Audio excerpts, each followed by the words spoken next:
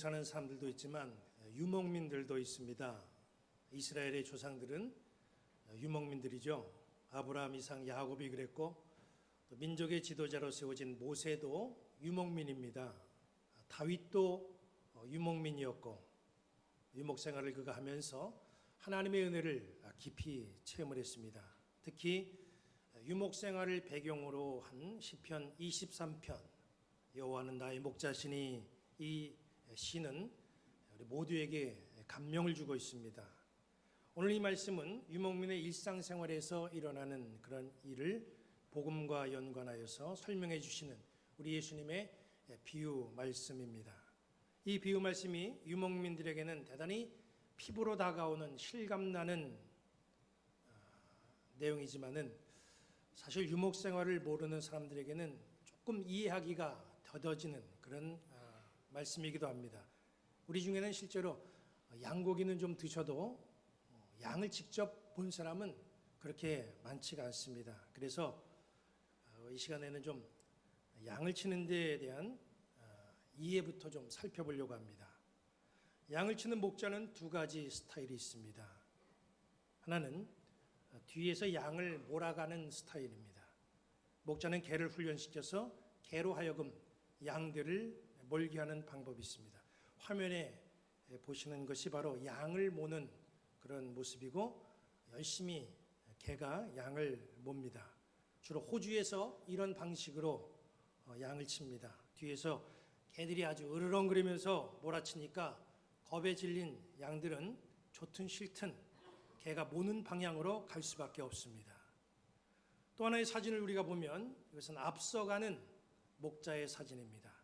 목자가 앞에서 가고 양들은 목자를 따라가는 그러한 모습, 이런 스타일이 있습니다. 목자는 양을 초지로 인도하기 위해서 앞장서 있습니다. 그리고 목자 특유의 신호와 소리를 냅니다. 그러면 양들은 목자의 소리를 듣고 목자가 가는 방향으로 따라갑니다. 양들이 시력이 좋으면 듣지 않고 따라갈 수 있지만 10m 앞을 제대로 분간할 수 없는 그런 시력을 이 양들이 가지기 때문에 목자의 음성을 듣고 따라갈 수밖에 없다는 거예요. 그래서 요한복음 10장 4절 5절은 이렇게 말씀하고 있습니다. 자기 양을 다 내놓은 후에 앞서가면 양들이 그의 음성을 아는 거로 따라오되 타인의 음성은 알지 못하는 거로 타인을 따르지 아니하고 도리어 도망하느니라. 보고 따라가는 것이 아니라 소리 듣고 따라간다는 거죠. 양은 생긴 건 굉장히 온순하게 생겼는데 아주 고집이 세고 까다로운 동물입니다. 양은 아무 데서나 눕지 않는다고 그래요. 안전하다 생각돼야 비로소 눕는다고 합니다. 충분히 풀을 뜯고 배가 불러야 눕지, 배가 고프면 눕지 않는다고 그래요. 무엇보다도 이 양이 가지고 있는 가장 큰 문제는 양은 자기 스스로 나쁜 상황을 해결할 수 있는 능력이 없다는 거예요. 일일이 목자가 다 환경을 만들어줘야 되고 돌봐줘야만 됩니다. 요한복음 10장 3절은 그래서 이렇게 말씀하고 있어요. 문지기는 그를 위하여 문을 열고 양은 그의 음성을 듣나니 그가 자기 양의 이름을 각각 불러 인도하여 내느니라.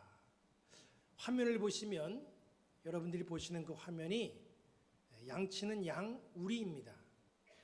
우리가 생각할 때에 지금의 이런 양 우리로 가축 우리로 생각하면 안 돼요. 양 우리가 그 당시에는 대부분 야외에 있었습니다. 오늘날과는 완전히 다르고 우리의 상상과도 다릅니다.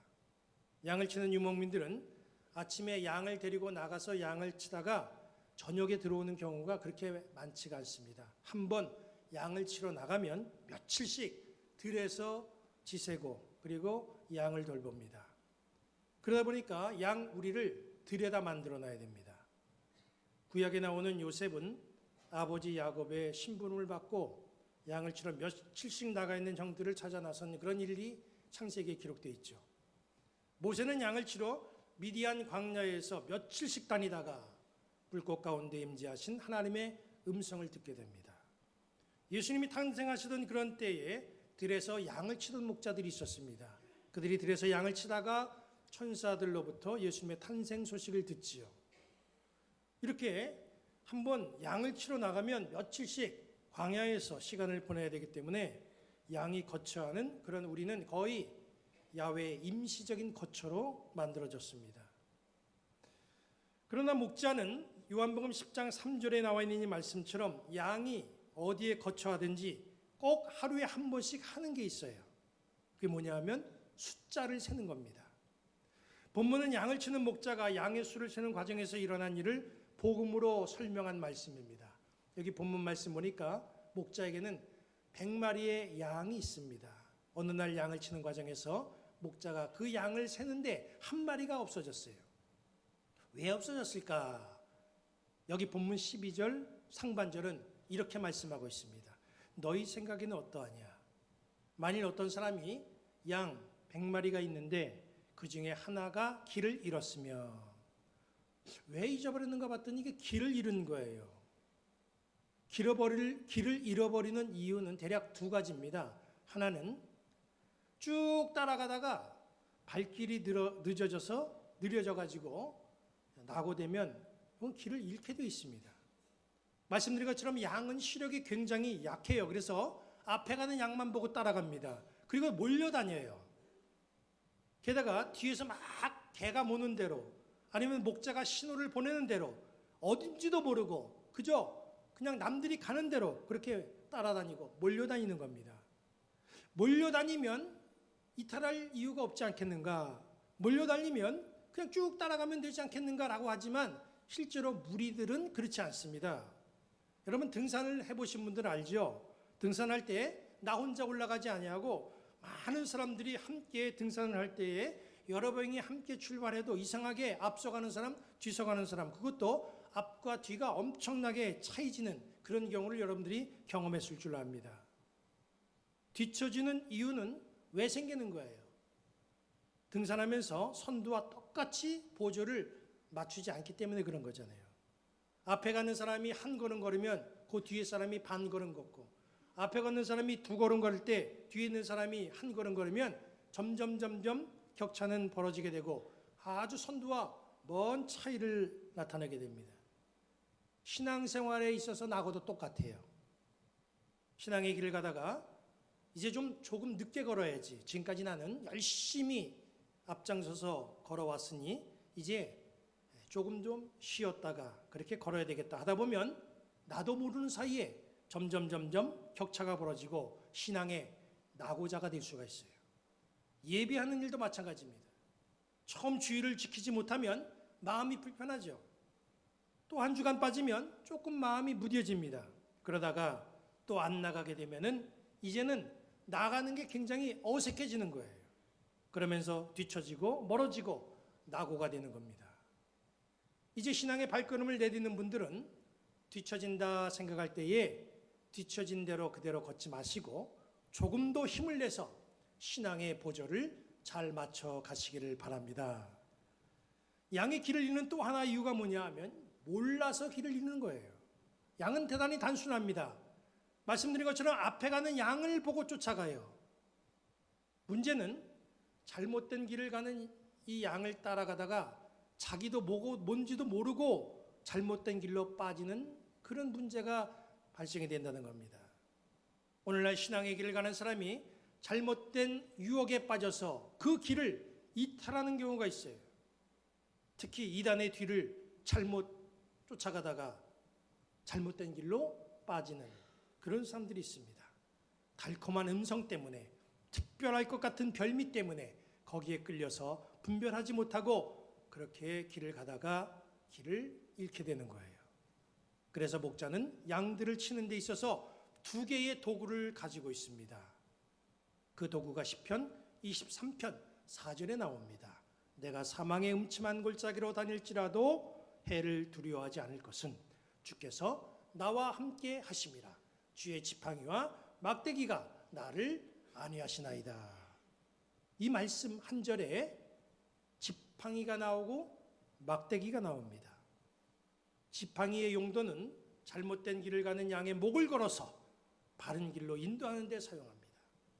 막대기의 용도는 바른 길로 자꾸 인도해도 또 그리로 자꾸 이탈해서 가려고 할 때에 다리를 내리쳐가지고 충격을 주는데 이 막대기를 사용합니다. 그래야 양들을 이끌 수가 있거든요. 그런데 그렇게 목자는 지팡이와 막대기를 동원해 가지고 양들을 바른 길로 인도하려고 해도 양들은 길을 잃고 이탈되는 그런 문제들이 발생이 돼요. 교회는 주님의 목장입니다. 목사는 양을 치는 양치기예요. 목사의 어원이 라틴어에서 왔는데 그 뜻이 양치기입니다.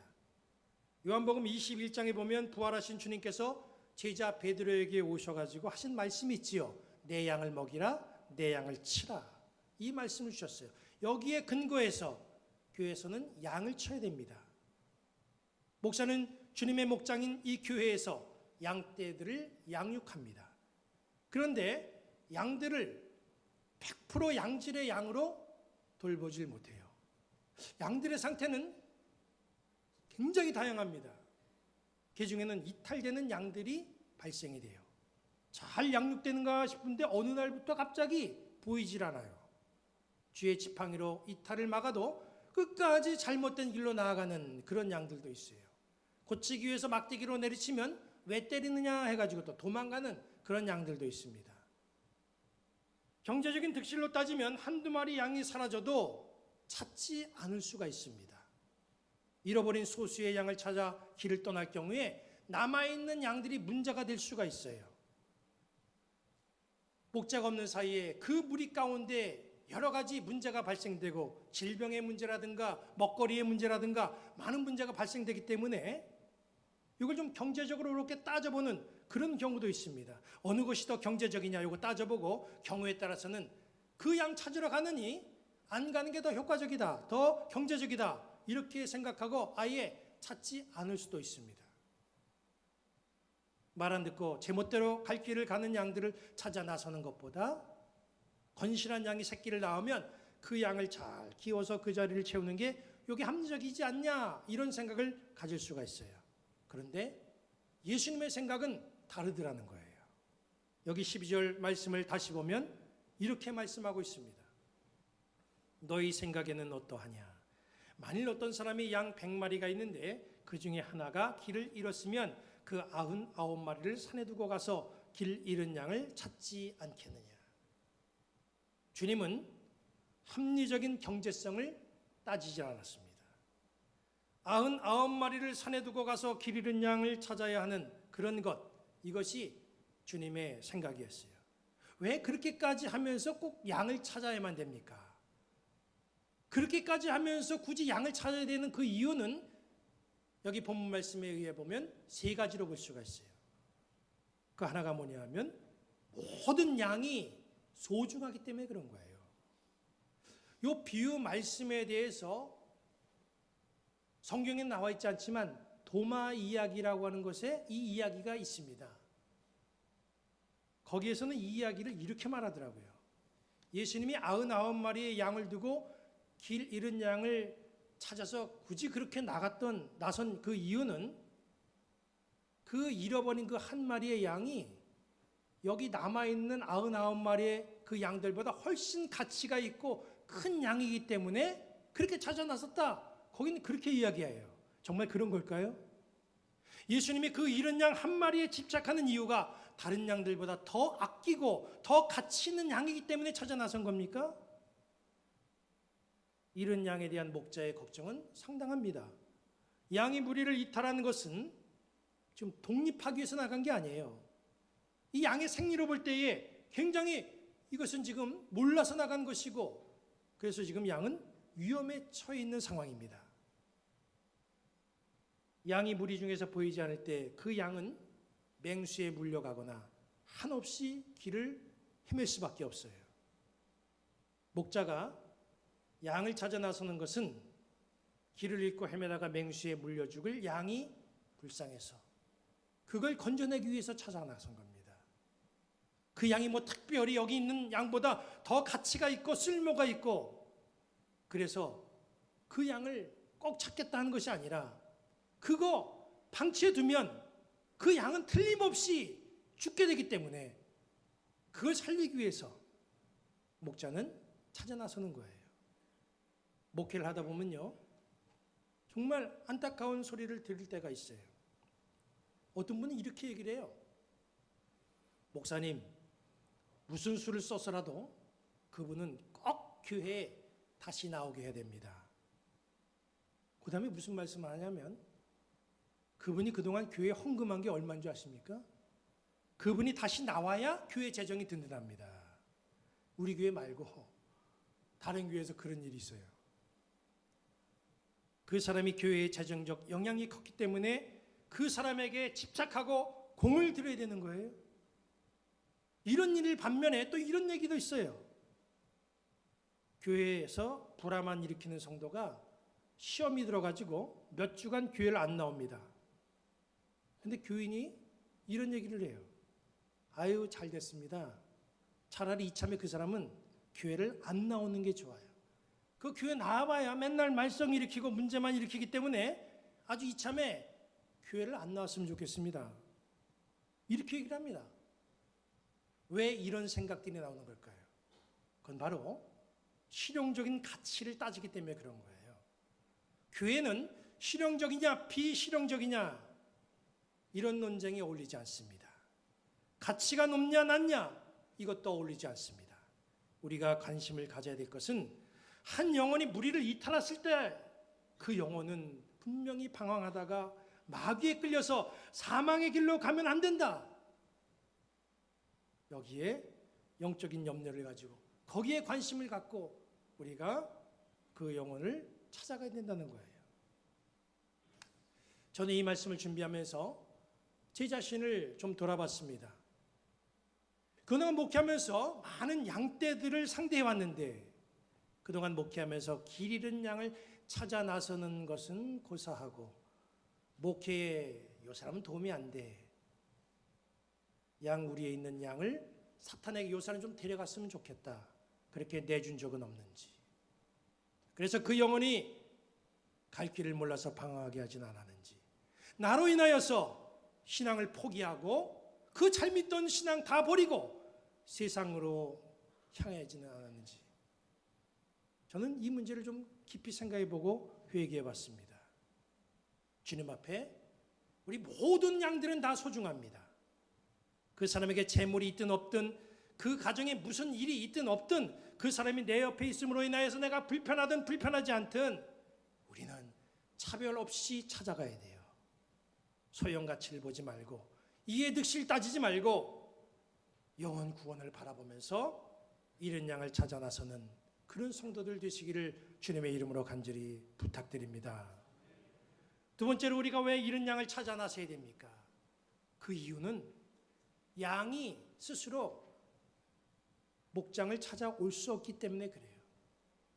가다 보면 이 길이 아니다 하는 것을 양도 느껴요. 아, 이거 잘못된 길로 들어섰다. 양도 충분히 그걸 인지합니다. 그러나 양은 아까 말씀드린 것처럼 시력도 약하고 분별력도 약하기 때문에 자기가 있던 그 자리에 돌아올 수가 없어요.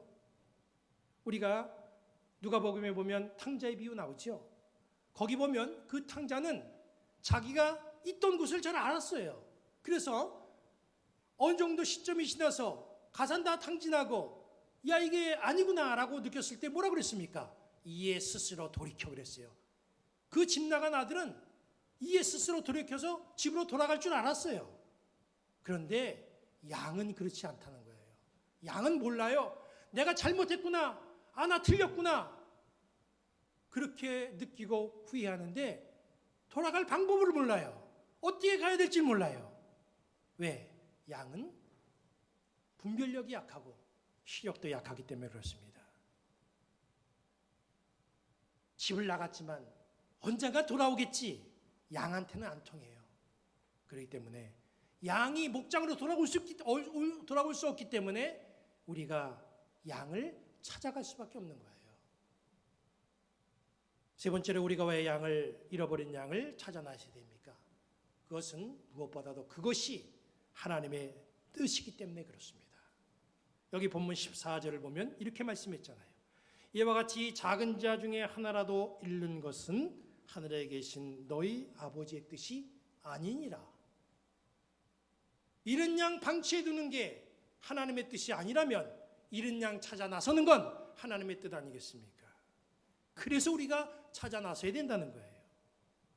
올 9월을 시작하면서 이제 태신자 카드를 나눠드리고 한 달 동안 영혼을 품는 기간을 우리가 가졌습니다. 우리는 이 일을 위해서 내일부터 추수감사절까지 저녁마다 기도회를 가질 거예요.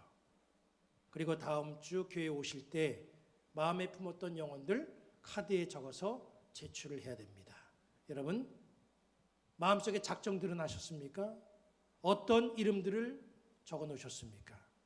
어떤 분은 그럴 거예요. 이거 적으려고 하다 보니까 내 남편은 틀린 것 같고 아무리 얘기해도 소용없으니까 차라리 이웃집 그 사람을 적어내는 게 훨씬 낫겠다.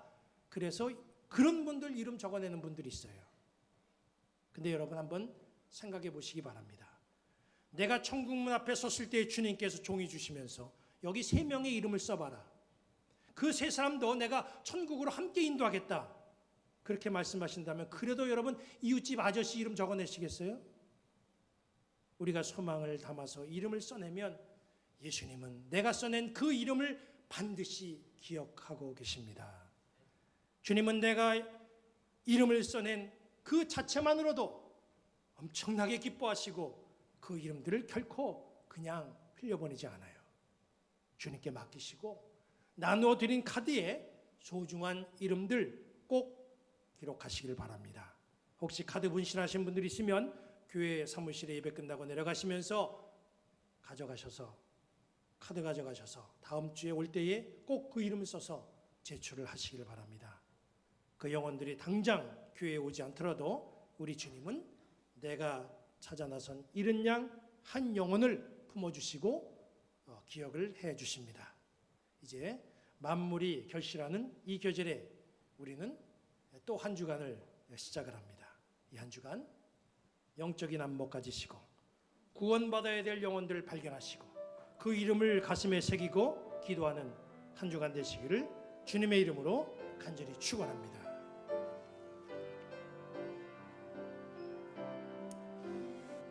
주님 다시 오실 때까지 나는 이 길을 가리라.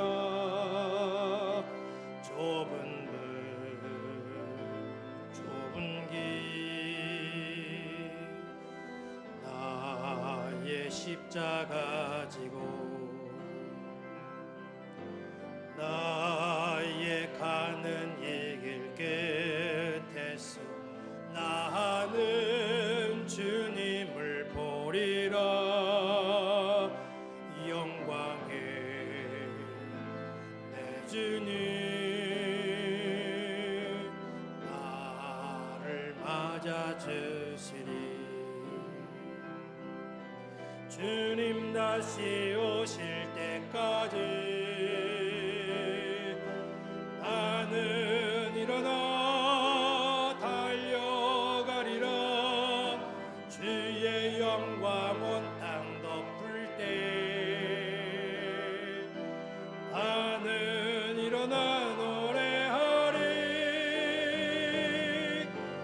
내 사모하는 주님 온 세상 구주시라.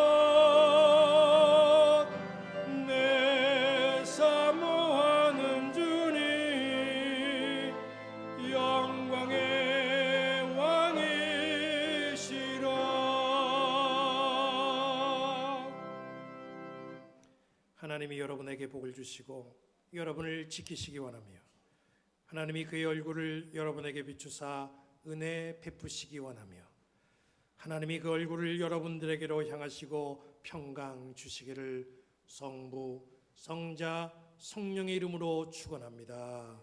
아멘.